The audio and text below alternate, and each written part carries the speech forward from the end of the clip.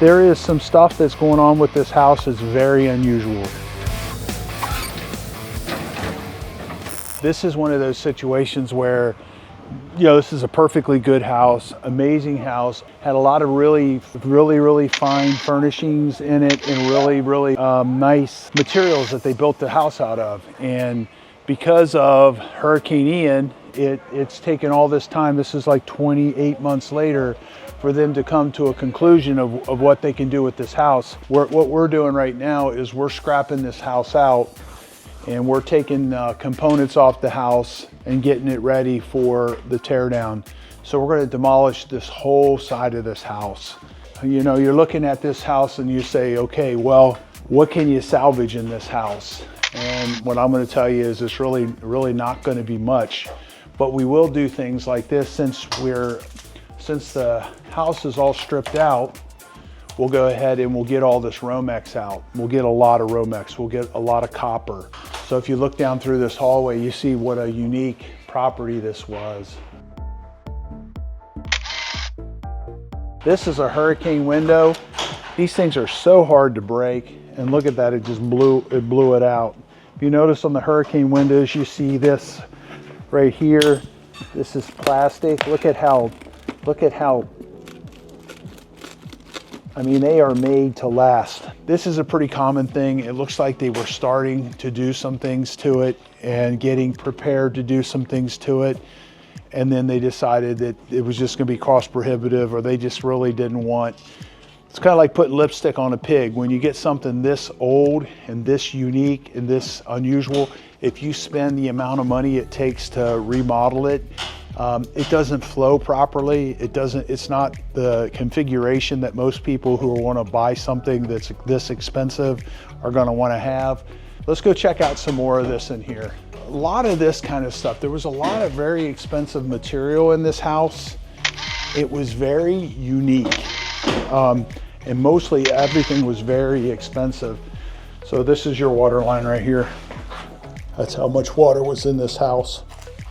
So a lot of expensive materials, a lot of really ornate finishes on this house, expensive finishes. So I mean, this right here, not cheap. So look, this is the third, fourth, this is 4 of those electrical panels that we've seen since we've been in here. So now look at this house. This is how old this house is. Those are like telephone poles. Those look like they have creosote on them. And creosote is something that they don't use it anymore. It's carcinogenic. You notice that there's no buildings that are built to the left of this, okay? The reason for that is that it's called the DEP line. It's the Department of Environmental Protection. So basically what they do is they say, okay, at some point in time they put in the code and they said, okay, you can't build on this side of this DEP line. If you look that way, and then if you look that way, you'll notice that there's no buildings that are built in front of that DEP line. So in order for them to keep this pool, they had to bring the elevation of the pool up 16 inches. They're going to put in a spa here. If you look down here, you see these little things in the ground. Those are called helical pilings. They're basically screwed down in the ground until they hit something solid, and then they put a cap on them. So they're going to build a spa here, and the spa has to be as tall as the house. Okay, that's part of the new current code. Now why? You know, I'm talking to the builder and he doesn't know why. I don't know why, other than maybe they want to just make sure that the mechanicals are that high off the ground. So that was the surprising thing here, is the fact that we're this far in front of the DEP line and they're still going to be allowed to do it. Hey, you got the keys? I thought you brought the keys. Oh, crap. Don't worry, I got you.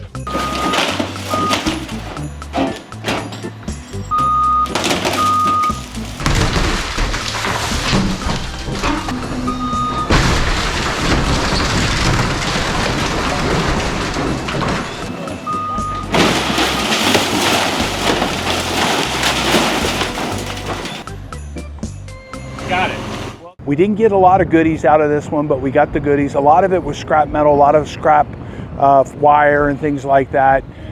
We left the doors on this one because this one really got impacted very seriously by a very significant storm surge. Okay, so now it's demo time. Here we are. This is the first bite. This is the favorite part of getting started. We're finally getting started.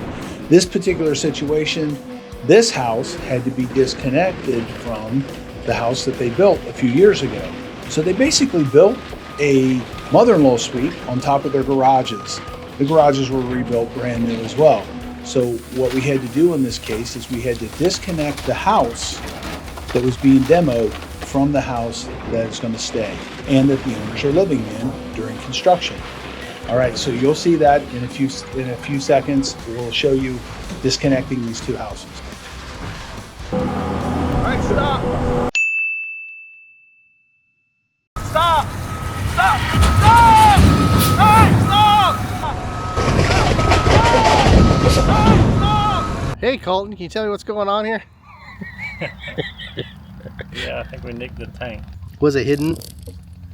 It was under that box. The box that says gas on it. Yeah.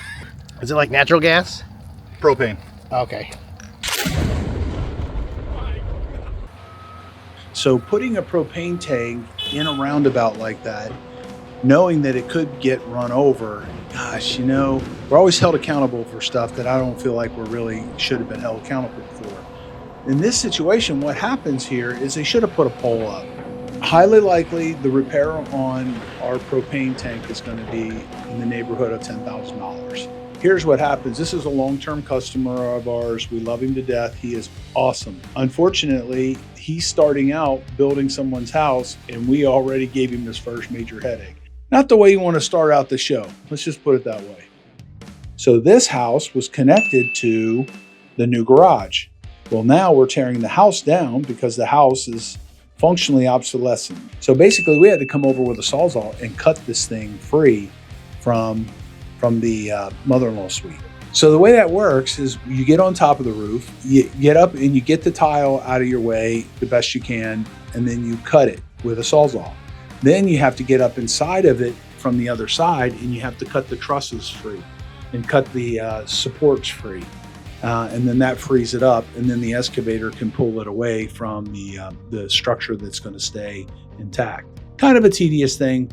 We're known for doing hands-on tedious stuff and doing it very, very well. So, I mean, if you look in the video, watch when they pull it free. You see they did a good job. It was a clean cut, and we've had no issues with that.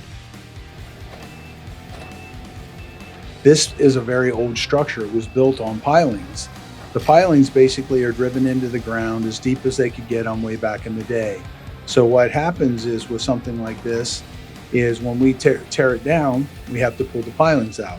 Well, the pilings are put in back when this was built, and they use creosote to keep them from getting ate up by the water and also by the bugs. Creosote actually is not a good thing. People used to get really sick from creosote. They would burn stuff like family outings and stuff, and it would have creosote in it, like telephone poles, and people would get really sick from it. So it's a carcinogenic. It's not something you want to deal with.